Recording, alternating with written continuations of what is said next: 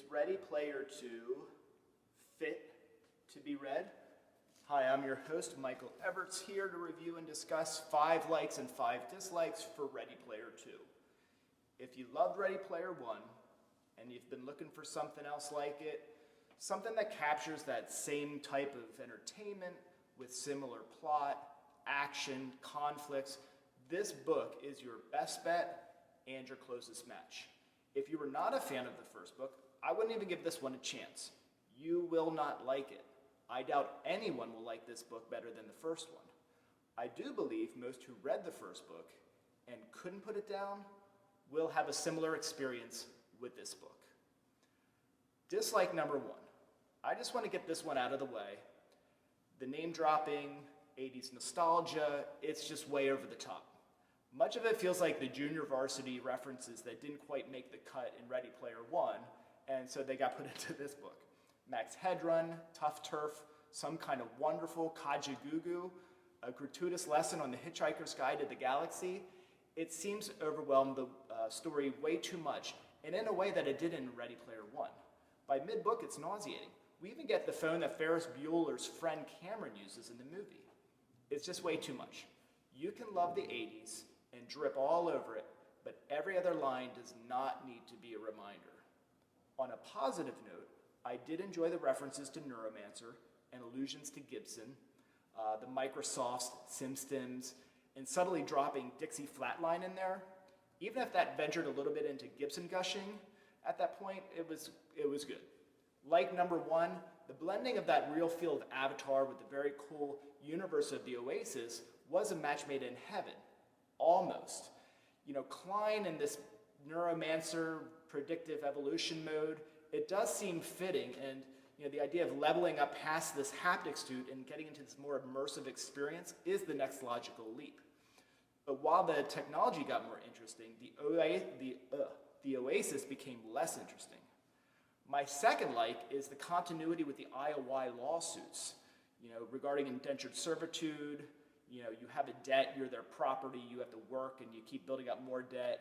And then Wade buys the IOI and then no longer has debt. I'm not sure if you can do that, buy a company to make your debt disappear, but that's what he does. Dislike number 2. Let's call this one the gender fail. I like that Cline wades into the area and is attempting to be respectful and even agenda-driven, but my God, is it cringeworthy. He's trying to connect gender, or he is connecting gender, so specifically with sex. He treats being transgendered as a sexual fetish. We also get a reference to non-binary sex. Intentions aside, there's a real ignorance on display here. Like number 3, I like that Artemis is the character with the steady resolve. She can be hard and cold and opinionated, and she fails to back down. But she's also the soul and conscience of the team, and when called for, can muster compassion, forgiveness, empathy. This makes her the most complete character in the book for me. Wade gets away with some truly heinous and creepy behavior that he never gets called on, and sadly, it doesn't stop Samantha from reconciling with him in the end, but in an otherwise very male-dominated story, this strong female presence helps to level the balance at least a little bit. Regarding Wade, it is believable that Wade is changed by the fame.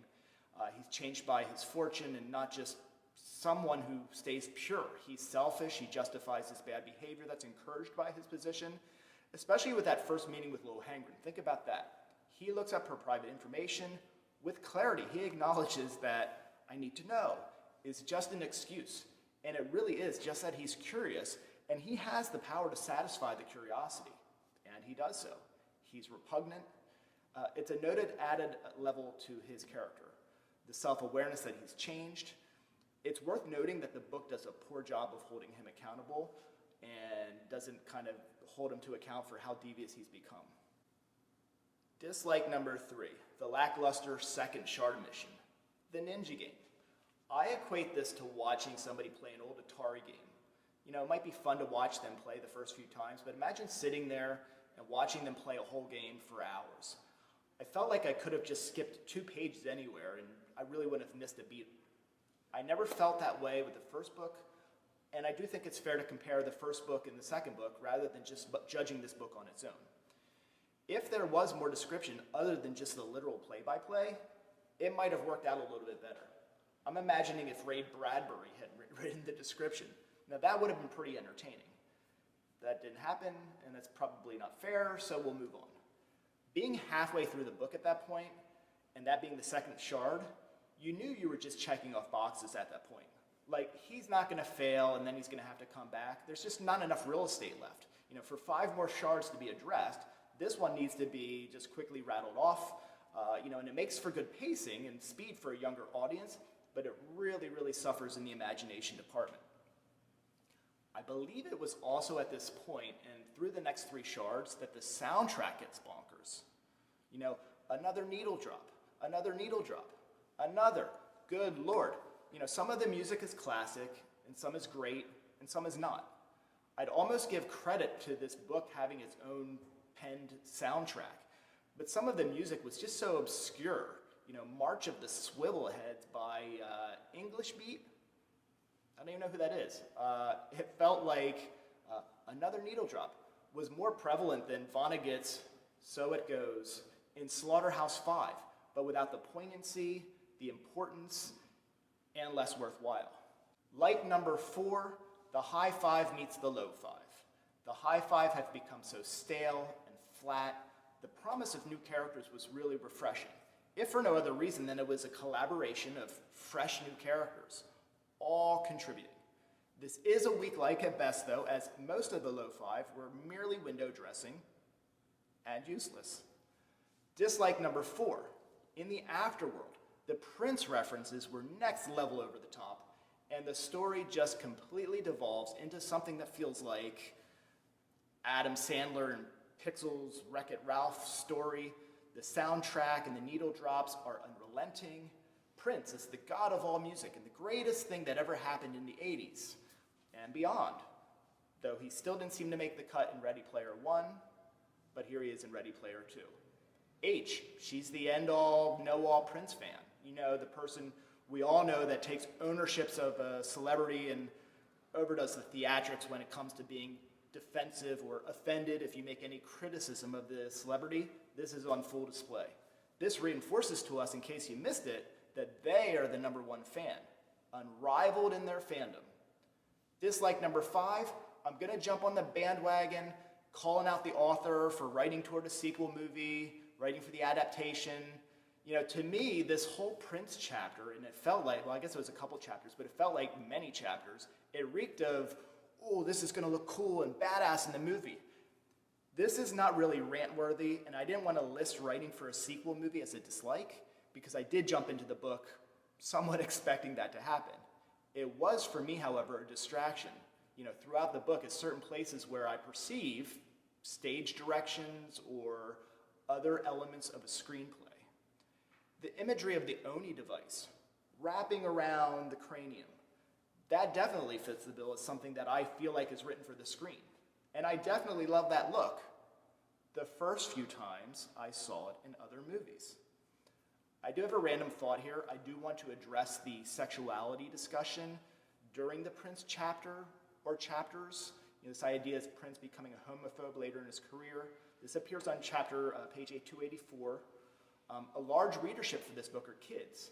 And I think Cline does his best to acknowledge this book is a platform with a large reach, and he uses that platform to give representation and voice, at least a little bit, to the emotion of living out and proud and the fear of rejection that many kids have about expressing their true identity. And I think that's valuable.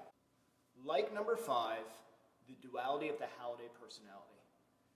Being the awkward genius and not really fitting into society, his need to escape forming his narcissism, and nurturing the cruelest aspect of his self.